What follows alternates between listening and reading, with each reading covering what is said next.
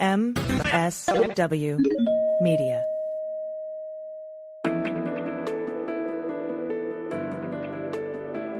Spy Talk, a podcast at the intersection of intelligence, foreign policy, national security, and military operations. Hi there, I'm Jeff Stein, and this is Spy Talk.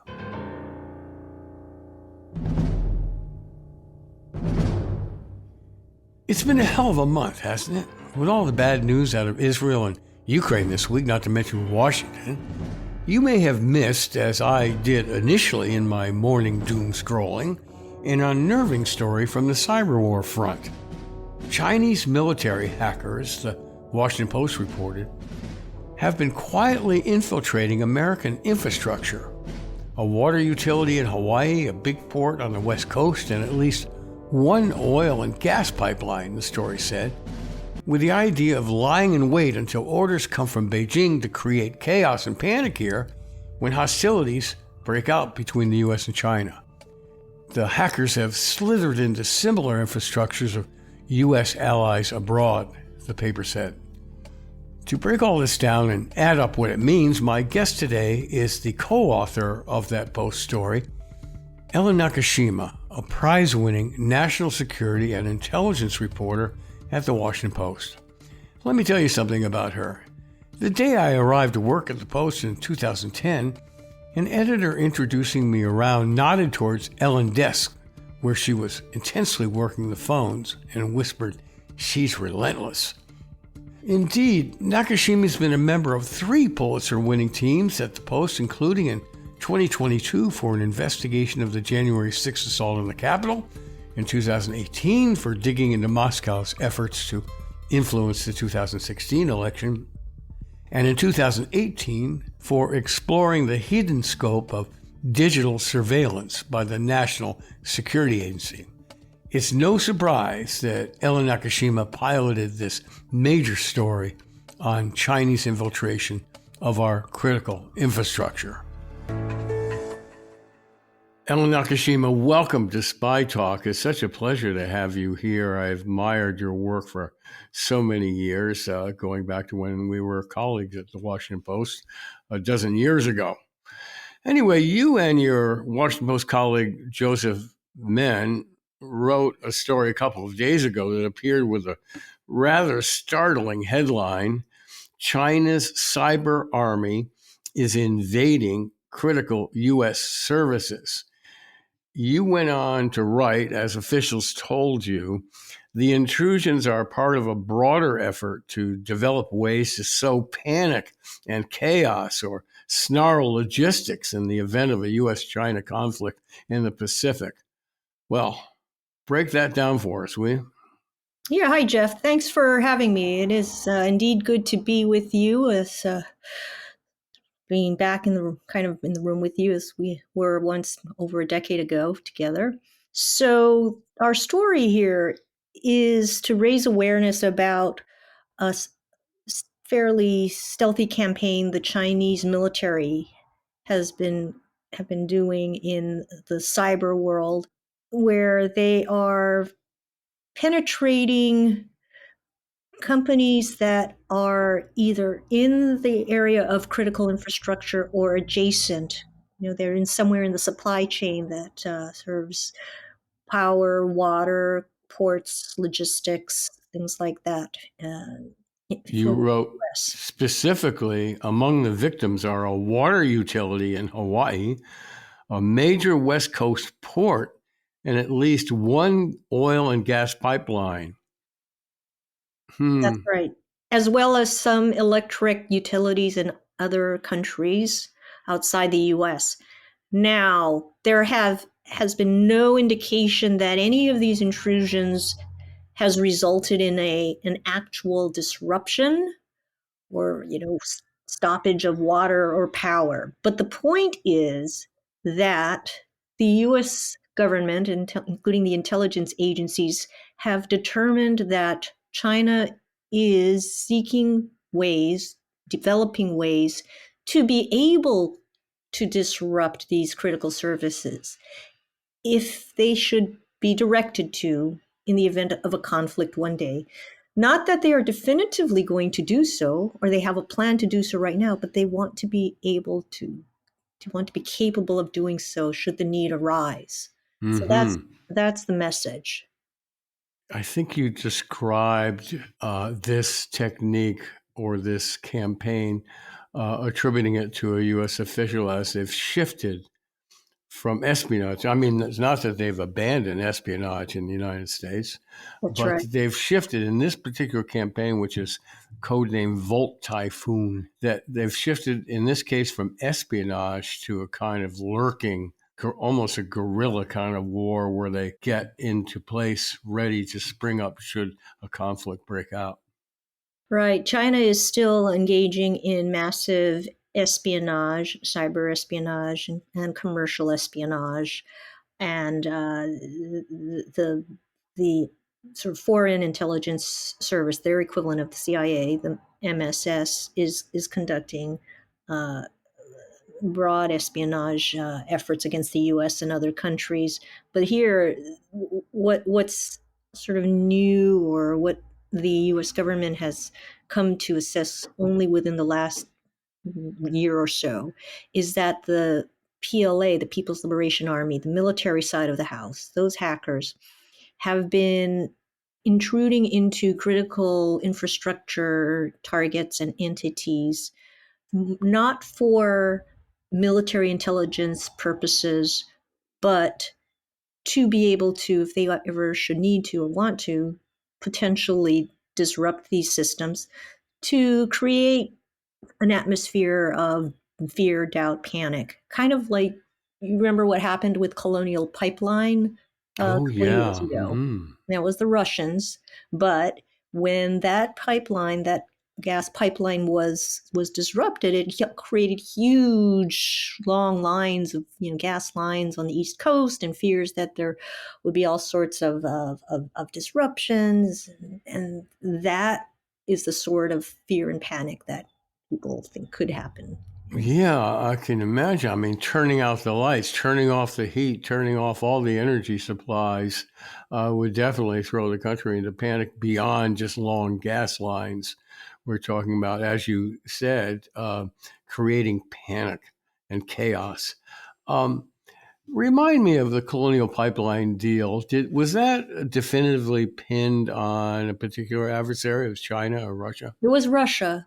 Yeah, and the irony was, I don't think that it was a Russian government effort to necessarily cause disruption, because it was a ransomware attack, and it could have been more opportunistic. And then the hackers got into what we call the IT or administrative side of the Colonial Pipelines networks, not their actual industrial control operational side that moves the gas. However, out of an abundance of caution, Colonial shut down their pipeline, and that's what caused all of the snarls and the dislocations and the disruptions.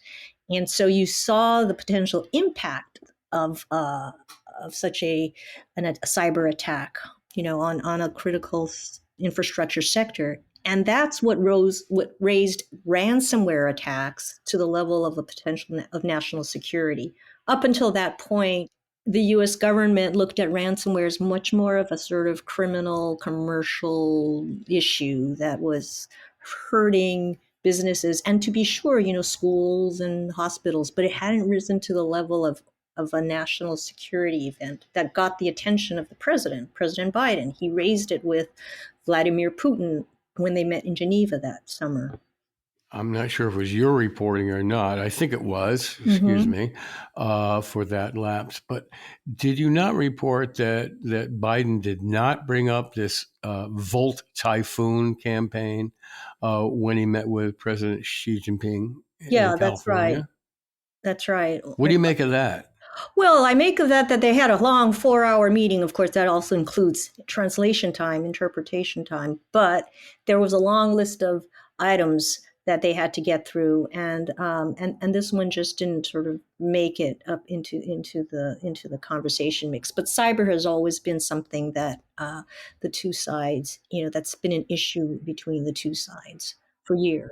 Yeah, I mean, it's been going on for ages. In fact, I For want to get sure. back to that question Hmm. momentarily. But in the case of Volt Typhoon, the code Hmm. name for this campaign, do you have an idea of how long the Chinese were in these utilities, gas companies, electric companies, so on, before Hmm. they were detected? So my understanding is in these cases, and we said that there have been about 24 identified in the U.S. Over the last year, and in I think all of the cases they've been remediated. The actor, the Chinese have been kicked out.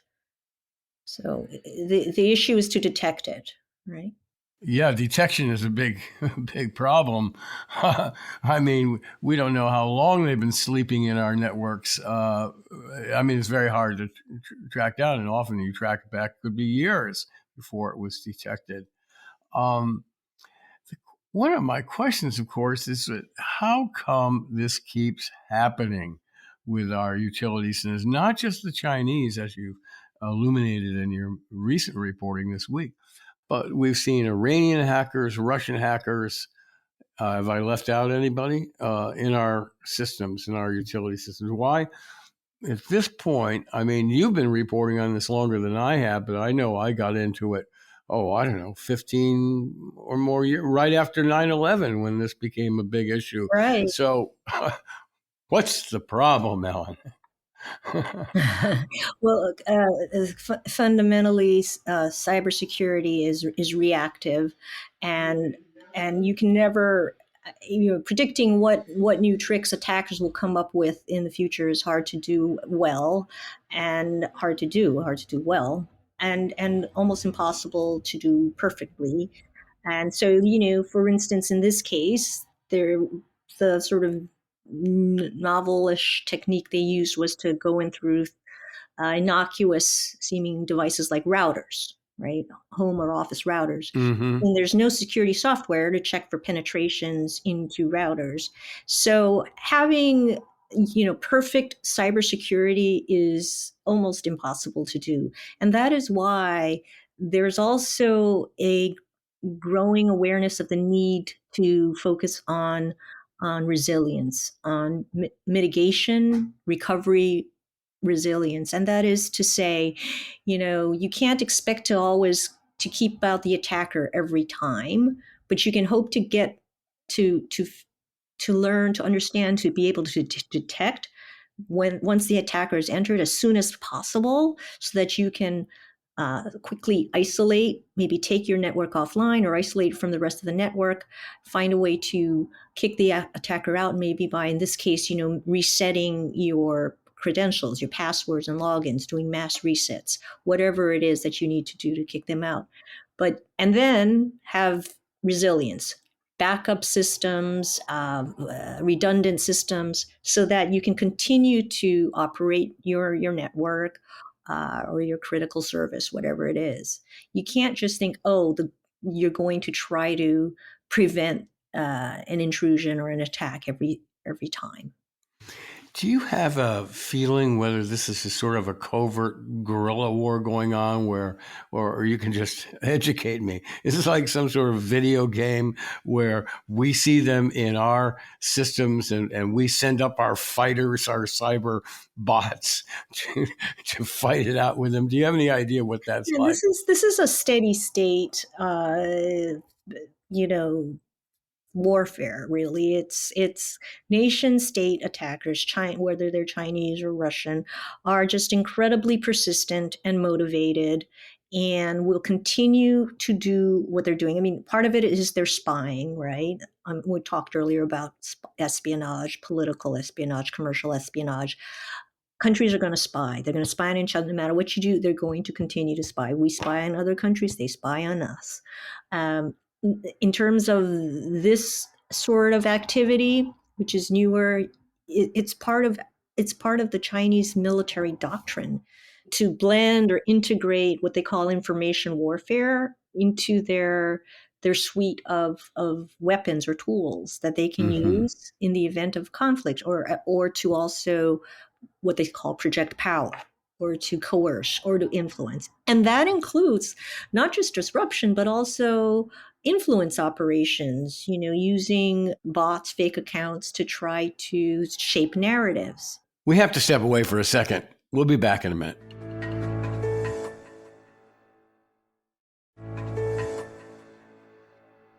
Okay, we're back now. Speaking of which, you wrote about that not too long ago, about DOD's clandestine operations, Right. creating fake accounts on Facebook and TikTok and elsewhere. I'm not sure of all the social media where they did this, but they created all these fake accounts to try to do influence operations, Yeah. to fake people into thinking this and that. And you wrote about how this was largely shut down because, Right. one, questions of legality, and two, invasion of privacy and so on. And I think another issue is whether it was effective or not. And it Exactly. wasn't. Turned out, at least according to researchers who are tracking the impact, these accounts gained very little traction, and the actual covert, openly DoD affiliated accounts seem to get more followers and more views and more clicks. So I also just reported recently, maybe last week, that the Pentagon, the commands, and largely Central Command was the sort of the main operator CENTCOM. here. Yeah, Mm-hmm. CENTCOM had they deleted dozens and dozens of these fake accounts, and now whenever they want to do a covert, or they'd say clandestine, influence operation online, they need to get sign off from the senior officials at DoD, CIA, and the State Department before they proceed. So Is those, this because we're overcautious based on constitutional concerns, but we're just jittery, or is it attributed also to the Biden administration being jittery and cautious? I think it's a combination of caution and in also, how effective is this really? If the juice isn't going to be really worth the squeeze, why Mm-hmm. why put something out there that could backfire or undermine your own credibility? Because if it's not done well, and you put out these accounts and you make them you think you're pretending to be the Afghan villager or the Iranian dissident, and then it turns out, people realize it's DoD, that only hurts your cause, because Mm-hmm. you're going to say, you see, it's always DoD, or they'll say CIA, and you undermine your message. Our adversaries, particularly Russia, China, and Iran, they don't have to worry about pesky reporters digging up this stuff and exposing it. So that's one thing that No, they we get. only have the Navalny's and Yeah, yeah. Well, that was a particular case. Poor Mr. Navalny. God knows where he is right now. But putting aside that that's one advantage they have, that they don't have to worry too much about their methods being exposed. The reporting over the years seems to be that the Chinese and the Russians are really good at this. Are they much better at this than us? at what? Which part of this? The part. Well, there's two parts. One, Uh huh. I'd like to think that we're in our second generation, at least now, of gamers. And actually, if you go back to Pokemon, in the 70s, we're 50 years into gaming and so on. But I'm really talking about video game, advanced stuff, the kind of stuff that Jack Teixeira was doing. We're really good at this. We're a nation of young gamers. And I'd like to think that we actually have an advantage in this realm of covert cyber warfare. What do you think? I think you should separate the technical from the psychological, and when it comes to influence operations writ large, in general, they're often hard to carry out, and especially at scale. And if you look, especially with the advent of online influence operations, which burst onto the scene in the U.S. It's always been there it's been there in Europe for a lot longer, but in the U.S. in 2016 when the Russians hacked the DNC and released a bunch of emails and they tried to do things on Facebook and Twitter, a lot of that actually I think did not have as much gain or impact as people thought, as was ascribed to them. I think their effectiveness was overhyped, greatly sort of exaggerated. Are you talking particularly of the Russian Yes, I am. Russian intrusions in the 2016 elections? And as Trump partisans have often pointed out, show me one vote that was changed because of a Russian operation. It's very hard to measure. Right, exactly. It may not, what it was they leveraged pre-existing fissures in the society, but there was so much domestic misinformation, disinformation, and vitriol going back and forth. You didn't really need the Russians to try to create all that chaos. It was here already, and so they just lit a fire. Yeah. Yeah. Now the Russians influence operations just generally have more purchase. They gain more purchase in their own near abroad, their neck of the woods, amongst Russian speakers, either domestically or in countries of the former Soviet Union. That's where their information and influence operations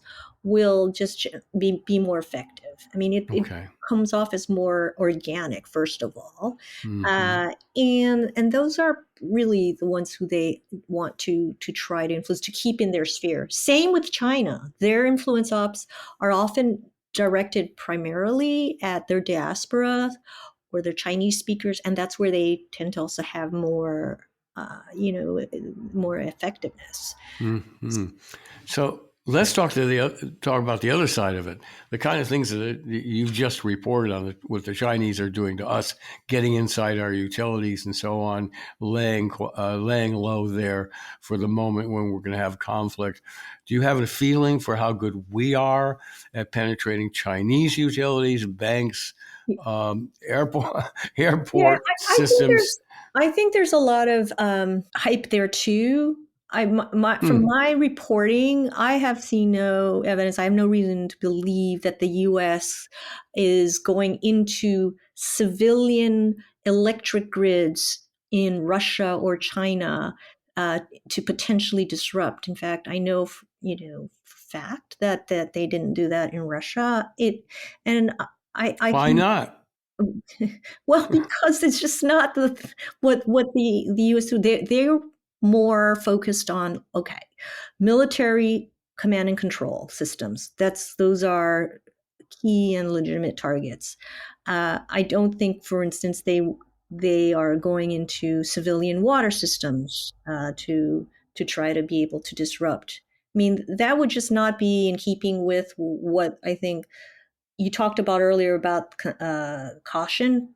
There are tons of lawyers, right? At Cybercommand, NSA, CIA, and the intelligence agencies, and they're forever looking at what is, sort of proportionate and legitimate and discriminate in terms of targeting, including in cyber. And the U.S. government has also been working on international norms, and they're behind this norm that targeting civilian critical infrastructure is a no-no. Is there? We have too many lawyers in the machinery there. Lawyers, diplomats. I mean, it's like there are norms. That doesn't mean that they're not looking. That they don't have very active espionage campaigns going on. I mean, the NSA is, some of the absolutely. You know that. And the Israelis, according to published reports, recruited an Iranian to put a thumb drive or whatever into various systems that they have to destabilize their nuclear program, and also to steal records, their vaults. Of what they recorded, what they had been doing themselves. So I would like to think that a top priority of U.S. intelligence is to recruit a Chinese scientist or someone in the woodwork who Yeah. could put a thumb drive or whatever the technique in Chinese networks so that we can start collecting information And uh, that's for espionage purposes, so we know what's going on there, and also for potential disruption operations. yeah. And then those sorts of bespoke ops are much more the province of the CIA, right? And it's been reported how much the network of agents and assets they had in China was decimated, Yeah. and building it back up is painstaking and tough. Can't imagine a harder target than China, even harder than Russia for lots of reasons. Hmm. In any event, let's circle back to your current reporting about Chinese penetration here. You wrote that the Biden administration has taken several steps to, let's say, force water and energy systems to adopt cybersecurity rules. You wrote 3 states sued the administration, charging regulatory overreach. So now the agency, in this case the EPA, must rely on states to report their threats voluntarily. That sounds like a mess to me. I mean, if you're trying to get some sort of coherent defense Right. policy against these intrusions. Right, and I mean, and all that was too was doing reporting on their public water audits. So it, the effort to institute mandatory rules, regulations is only sort of proceeding in fits and starts.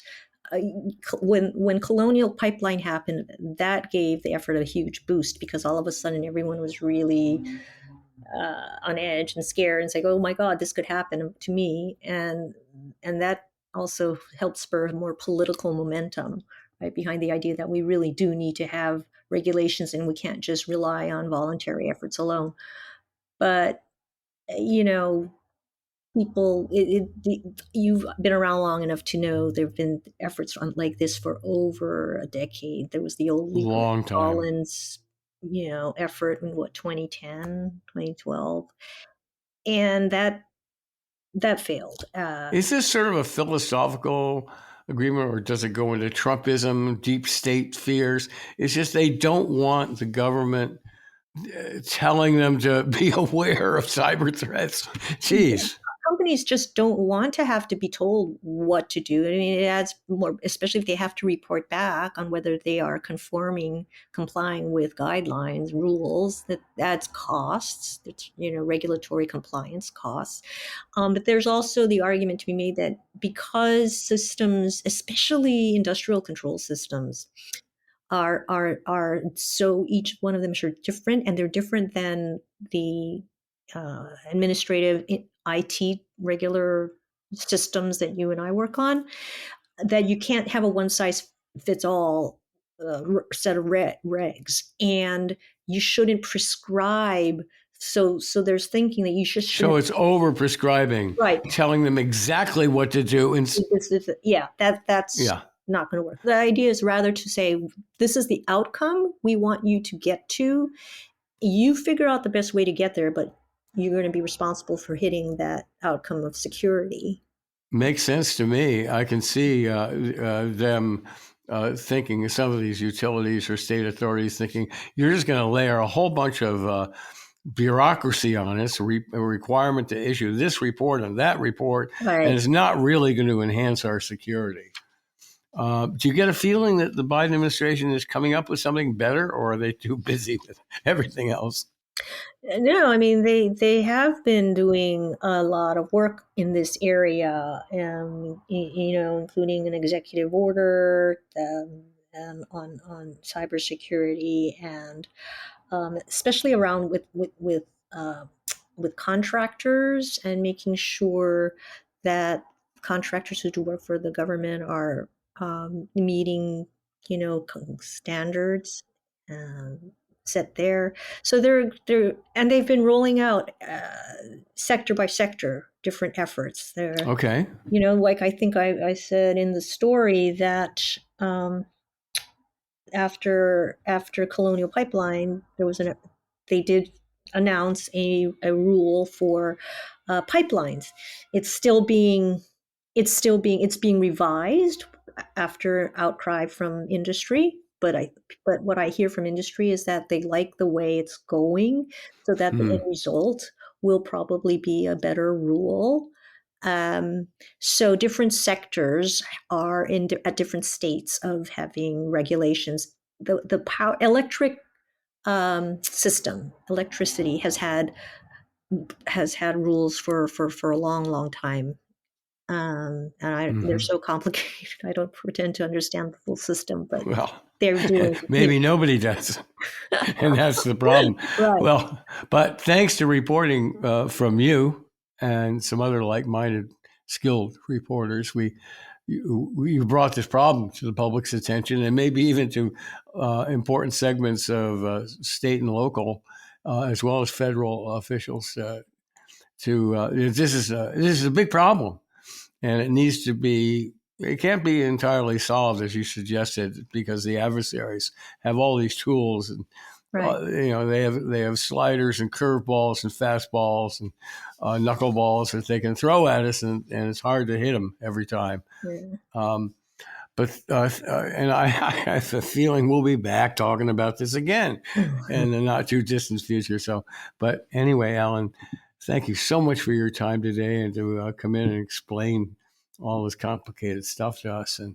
And you've thrown out there a few threads of hope that we're going to get on top of this and be defending ourselves a little bit better should we get into crunch time with China. Thanks again. Thank you, Jeff. Great being with you. And that's it for this week's Spy Talk.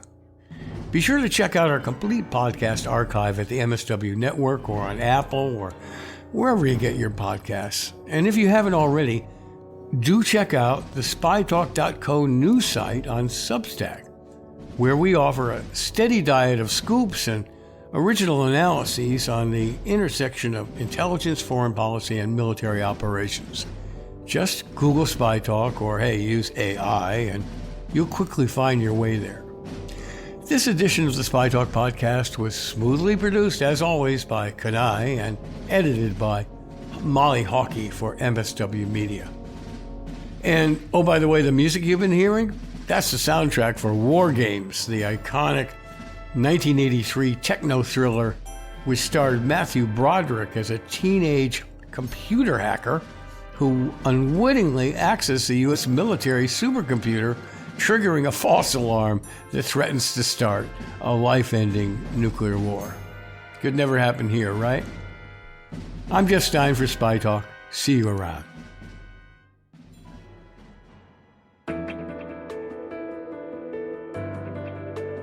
For more original reporting and insights like this, subscribe to spytalk.co on Substack and follow us on Twitter at @talk_spy.